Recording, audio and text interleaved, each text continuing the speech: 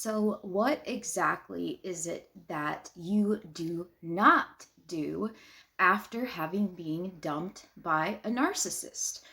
There's a what not to do as equally as there is a what to do list when it comes to the breakup with a narcissist. You do need both, not just one side. I will say that. Definitely do try your best, and I know this is very difficult, to at least appear not upset or distressed. Smile and show relief. Say, oh, thank goodness you feel this way. I thought it was just me who realized that we are not compatible.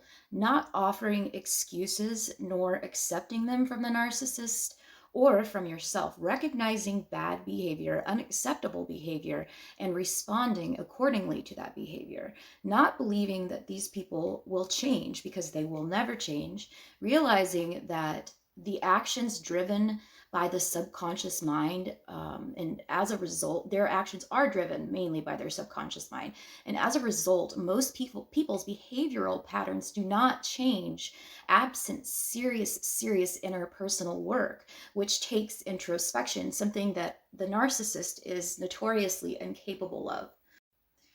The narcissist getting with the new supply and being all hopped up on feel good emotions does not equate to having done some very serious inner self work, as much as they might try to lead you to believe that it's that new supply that has driven them to do this, or that the new supply just inherently is able to do this for the narcissist, which is absolutely impossible and totally toxic and unhealthy. Nobody changes that quickly or for another person. It doesn't work the way that the narcissist wants you to think that it does, because change follows very serious work, dedication, and follow through. Never be convinced that you are worthless. Someone else's failure to see and appreciate your worth does not lessen or decrease your worth or value at all. Please do not be deceived by appearances. You found out that your narcissist was not what they appeared to be, and that was difficult enough. That has not changed, nor will it ever change. Their appearances are completely fake, though they are fantastic actors, as the world is their stage, and they have been acting their entire lives, picking up character traits from the people, even people that they've wounded along the way, down to the way that they walk is probably stolen from somebody else, down to their gait, literally. And remember, the curtain falls on all acts eventually. So during the time that you were with the narcissist, during the devaluation and discard stages of the relationship, you more than likely neglected yourself, not only on the outside, but on the inside. You have done this for way too long. It's high time that you start indulging in yourself, even if it's the smallest thing, like a bath with some candles and some nice like Epsom salts, and whatever it is that you like to do, indulge in that, even if it's just laying in bed listening to music. And remember that this is a very difficult one, because many people do run into another relationship to try to fix this pain that the narcissist has left behind. And while I can see how it's very tempting and have done so myself, you have to use this time to reflect on your relationship, and not only your relationship, but your unhealed childhood wounds, and reflect. You have to be able to see yourself from the inside out. Enjoy being single for a while, and chances are that you've been a person who has always engaged in long-term relationships and never was really the one to enjoy being single. Maybe you have never been single for a long period of time. There are people who are they call them like a serial monogamous or whatever. They just love to be in relationships, or they have to be in relationships. Enjoy the freedom of being single for once. And most codependents are actually like this.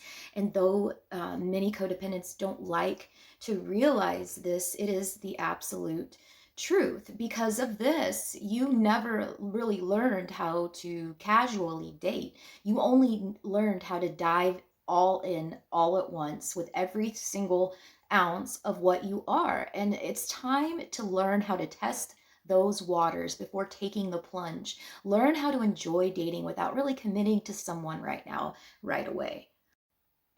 This is another one that's very difficult to accept for many people in general, not just inside narcissistic abuse.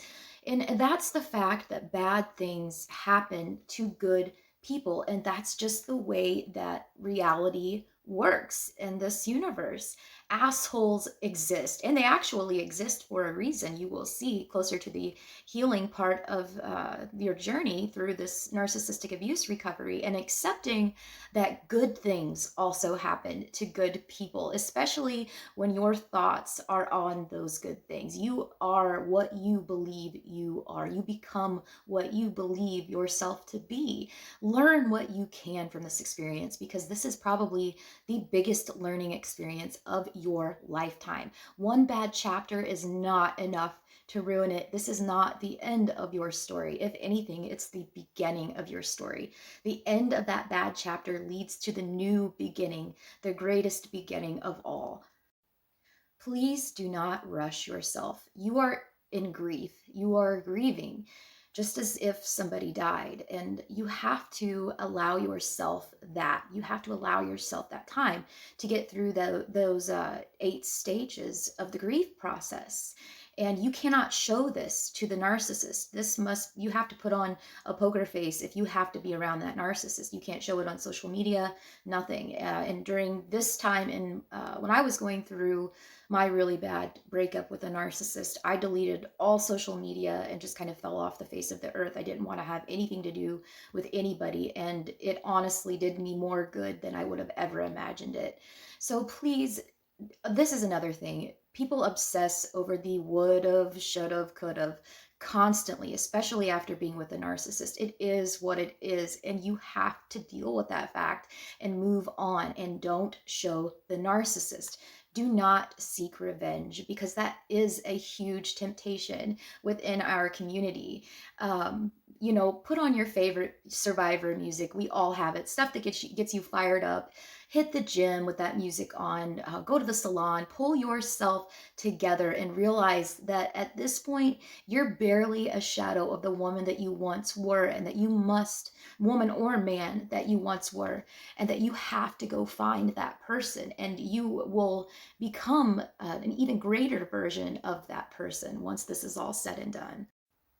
Finally, don't dwell on the narcissist. And I know it's very, very hard, because a lot of us, we want to constantly talk about the narcissist to our family and friends, especially in the immediate aftermath of the breakup. And it just gets very monotonous, and people kind of don't want to hear about it anymore. And that's why we have the communities that we do that have to do with narcissistic abuse, because normally neurotypical relationships, obviously it doesn't take this long to get over somebody, and this is the result.